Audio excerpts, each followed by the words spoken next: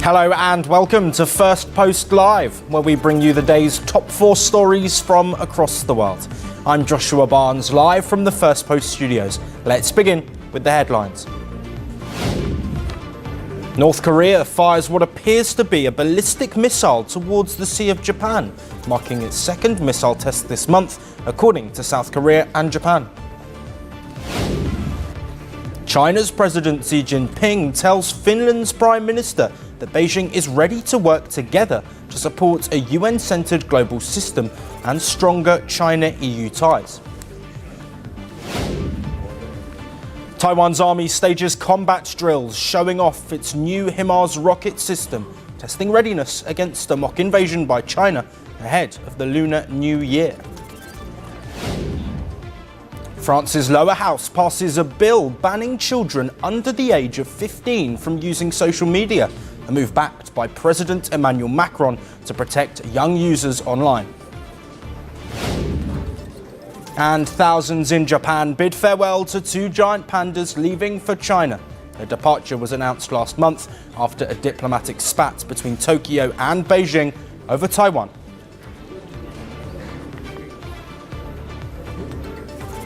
It is being called the mother of all deals. As Trump's tariffs tighten the screws on global trade, India and the European Union have sealed their long-awaited free trade agreement, marking a major economic breakthrough.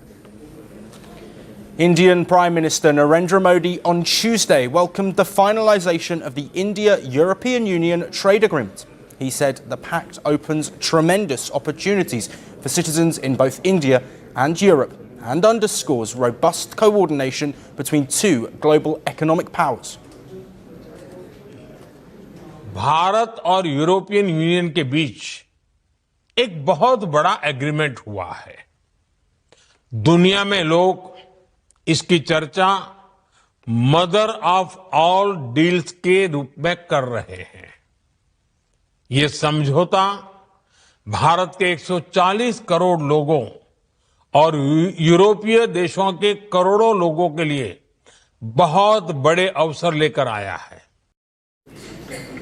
The official declaration of the deal was made in a joint press briefing addressed by Prime Minister Modi, European Commission President Ursula von der Leyen and European Council President Antonio Costa. Prime Minister, distinguished friend, we did it. We delivered the mother of all deals. I want to offer a special word of thanks to the people who worked so hard to make this day a reality. Starting with the European Union's Trade Commissioner Maroš Šefčovič and his counterpart, India's Commerce Minister Piyush Goyal. You have done an outstanding work. This is historic, and it would not have been possible without you. While earlier the Indian Prime Minister had restricted and delegation-level discussions with European Union leaders at Delhi's Hyderabad House on the sidelines of the 16th India-EU summit.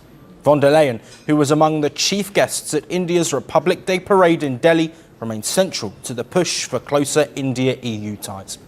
European Union Vice President Kaja Kallas also expressed strong momentum in India-EU relations after her Republic Day visit in New Delhi.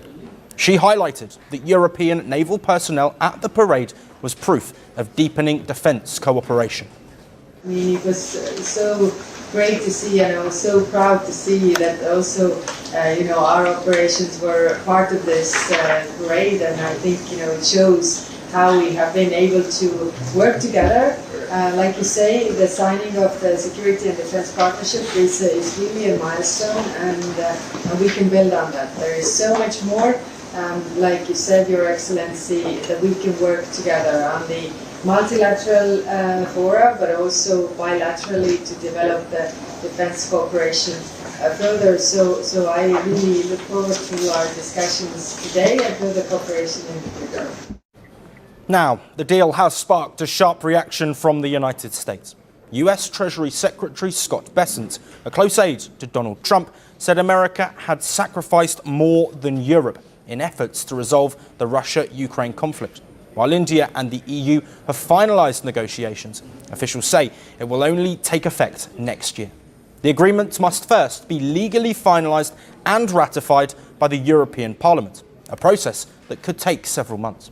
This breakthrough comes after nearly 2 decades of stalled negotiations. Talks that began in 2007 repeatedly collapsed over market access, labour standards, intellectual property rules and regulatory barriers, with negotiations there revived in 2022 and then gained momentum over the past year, amid global trade disruptions and rising protectionism. As per officials, the difference this time is political will that finally pushed the deal across the finish line. New Delhi and Brussels view the pact as a strategic move. They are hoping to strengthen long-term economic ties as supply chains shift and reliance on China is re-evaluated. India is pushing for greater market access in labour-intensive sectors, including textiles, garments, leather, gems and jewellery, engineering goods and processed foods. For the EU, the deal provides stronger access to one of the world's fastest growing large economies. Investment protection and geographical indications will be negotiated separately, keeping the initial agreements focused on goods, services and trade rules. Well, after years of deadlock, hesitation and missed deadlines, India and the European Union are finally crossing the finish line. In a world marked by tariffs, tensions and trade wars, this pact signals a strategic shift, one that could reshape global commerce for years to come. Moving on, India chose clarity over caution at the United Nations and confrontation over convenience. At the UN Security Council, New Delhi dismantled Pakistan's claims on Operation Sindoor, point by point, calling out Islamabad's lies and warning the world against the normalization of terror. New Delhi called out Islamabad's claims on Operation Sindoor as false and self-serving. India said the Security Council cannot be used to sanitize terrorism. India also made it clear that facts, not fiction, will define global debates on terrorism. India's permanent representative to the United Nations said that Pakistan is running a single-point agenda to harm India and its people, referring to India's military response to the Pakistan-backed Pahalgam terror attack in April last year. New Delhi's ambassador said Pakistan distorted facts around Operation Sindoor. Till 9th of May, Pakistan was threatening more attacks on India. But on the 10th of May, the Pakistani military called our military directly and pleaded for a cessation to the fighting. The destruction caused to multiple Pakistani air bases by the Indian operation, including images of destroyed runways and burnt-out hangars, are in the public domain. India stressed that its actions were measured, non-escalatory and focused only on terror infrastructure. India also rejected talk of a new normal terrorism New Delhi pointed out can never be normal. Let me reiterate again that terrorism can never be normalized as Pakistan wishes to do. It is not normal to tolerate Pakistan's continued use of terrorism as an instrument of state policy. This hallowed chamber cannot become a forum for Pakistan to legitimize terrorism. On Jammu and Kashmir, India once again drew a hard line. India underlined that Jammu and Kashmir is an integral part of the country. On the Indus Water Treaty, a decades-old water-sharing pact between India and Pakistan, New Delhi said the agreement will remain in abeyance until Islamabad ends cross-border terrorism. India had entered into the Indus Waters Treaty 65 years ago in good faith, in a spirit of goodwill and friendship. Throughout the 6.5 decades, Pakistan has violated the spirit of the treaty by inflicting 3 wars and thousands of terror attacks on India. Thousands of Indian lives have been lost in Pakistan-sponsored terror attacks. India was compelled to finally announce that the treaty will be held in abeyance until Pakistan, a global epicenter of terror, credibly and irrevocably ends its support for cross-border and all other forms of terrorism. And in closing, India urged Pakistan to look inward at the rule of law and dominance of the military within its quasi-democratic framework. Pakistan is well advised to introspect about the rule of law. It could start by asking itself how it has let its armed forces engineer a constitutional coup through the 27th Amendment and giving lifetime immunity to its Chief of Defence Forces. So India's message at the UN was unmistakable.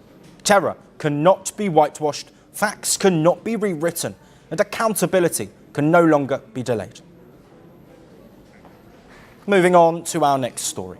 Tensions are rising sharply in West Asia as the United States boosts its military presence near Iran. A US aircraft carrier has now reached the Gulf region. Warnings are also coming from Iran-backed groups, raising fears of a wider regional escalation. On Monday, the US military confirmed that the USS Abraham Lincoln carrier strike group has arrived in West Asia. Washington says the deployment is meant to promote regional security and stability.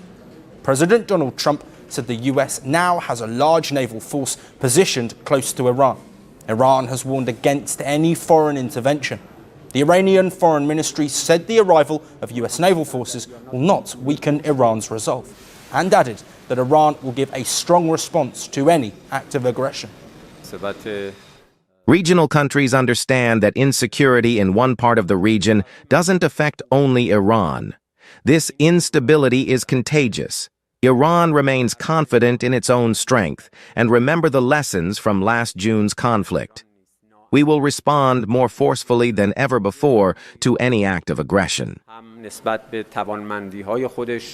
Meanwhile, Iran-backed Hezbollah warned that any attack on Iran would be treated as an attack on the group. It said a war against Iran would ignite the entire region. The Lebanon-based Hezbollah made it clear it would not remain neutral in such a scenario. The tensions follow mass protests in Iran that began in late December over economic issues. The demonstrations later turned into a nationwide movement against the government. Rights groups say Iran's security forces carried out a violent crackdown, killing thousands of protesters. While Iran's official death toll stands at over 3,000, rights groups claim the actual number is much higher. Iran has witnessed one of the deadliest crackdowns on protesters in recent years. President Donald Trump had earlier warned Iran against killing protesters and hinted at possible military action. He later stepped back, saying Iran had paused executions under US pressure. However, Trump insisted that all options, including military action, remain on the table. I saw 837 hangings on Thursday. They would have been dead. Every one of them would have been hung. This is like from 1,000 years ago. This is an ancient culture. Very smart people, by the way, but it's an ancient culture. 837, mostly young men, were going to be hung on Thursday. And I said, if you hang those people, you're going to be hit harder than you've ever been hit. So the situation in Iran remains volatile as protests, military movements and regional rivalries collide. Any further escalation could risk dragging the wider West Asia into conflict. And our final story is from the state of Minnesota. The Trump administration appears to be dialing back its tone and tactics days after the killing of a second US citizen. Political pressure is forcing a reset. Questions over federal conduct and accountability are rising, and the White House appears to be in damage control mode. Now, a senior US immigration official, Border Patrol Commander Gregory Bovino, is expected to depart Minneapolis. Bovino had been the public face of Trump's immigration operation. He drew national attention during the immigration crackdown in Los Angeles last summer, an operation that triggered widespread protests and heavy public scrutiny. He has coined the turn and burn tactics. The idea is to get in and out of making arrests as quickly as possible to avoid confrontations with protesters. Now, his departure from Minneapolis signals a shift in the White House's approach, following the weekend shooting of Alex Pretty. As some immigration agents prepare to leave, President Trump has sent his border czar, Tom Homan, to take charge of the on-the-ground operations in the city. Trump also said that Tom Homan will meet with Minneapolis Mayor Jacob Frey on Tuesday. The decision comes after the killing of Pretty on Saturday. Eyewitnesses claim he was filming federal agents when a confrontation ended with him being shot multiple times on a Minneapolis street. Federal officials say agents acted in self-defense, claiming Pretty had a handgun and resisted efforts to disarm him. During this operation, an individual approached U.S. Border Patrol agents with a 9mm semi-automatic handgun. The agents attempted to disarm the individual, but he violently resisted. Fearing for his life and the lives and safety of fellow officers, a Border Patrol agent fired defensive shots. Medics on the scene immediately delivered medical aid to the subject, but the subject was pronounced dead at the scene. While tensions in Minneapolis remain high, residents say fear has gripped communities, with many afraid to leave their homes or go to work. Meanwhile, students at the University of Minnesota Twin Cities held a rally to protest against rising brutality in immigration operations. I'm really angry. I'm angry and I'm sad like all of the time. I'm a university student. I can't focus on my classes. I have a lot of friends who are really scared to go outside right now, regardless of their citizenship status. Like, people are really afraid, and they have right to be, Just on our campus, we have ICE agents staying just a few streets away here in Cedar Riverside, in the neighborhood nearing ours. They've faced so much brutality and violence the past couple of weeks. This is the second fatal shooting involving federal immigration officers since their arrival. Earlier this month, an ICE agent shot and killed Renee Nicole Good. Political pressure is also growing at a breakneck speed. The White House has responded to growing tensions in Minnesota. It also distanced Trump from comments made by several members of his administration, criminalizing Alex Pretty. Nobody in the White House, including President Trump, wants to see people getting hurt or killed in America's streets. This includes Renee Good, Alex Pretty, the brave men and women of federal law enforcement, and the many Americans who have been victimized at the hands of illegal alien criminals. Saturday's shooting remains under active investigation by Homeland Security Investigations and the FBI. And President Donald Trump appears to be softening his tone after holding separate conversations with Minnesota's Democratic Governor Tim Walz and the mayor of Minneapolis. The recent violence in Minnesota has also triggered an international response. German Chancellor Friedrich Merz spoke out from Hamburg, expressing deep concern about violence in the United States. I assume that the American authorities will now thoroughly investigate whether it was necessary to shoot in this case, whether there really was a threat to the officers involved. In any case, I must say that I find this level of violence in the United States worrying, to put it this way. In London, Minnesotans living abroad joined a solidarity with Minneapolis rally, urging global attention to protests against US immigration enforcement actions. Several Republicans have also voiced concern about the situation in Minneapolis. Former Vice President Mike Pence called images related to the fatal shooting of Alex Pretty deeply troubling. Meanwhile, a court hearing on a lawsuit seeking to halt ICE operations in Minneapolis concluded on Monday without a ruling. The case seeks a restraining order to stop the deployment of more than 3,000 immigration agents to the Twin Cities. We'll keep track of this story as things develop. And with that, that is an end to the show for today. We'll see you again tomorrow at the same time. Until then, thanks for watching.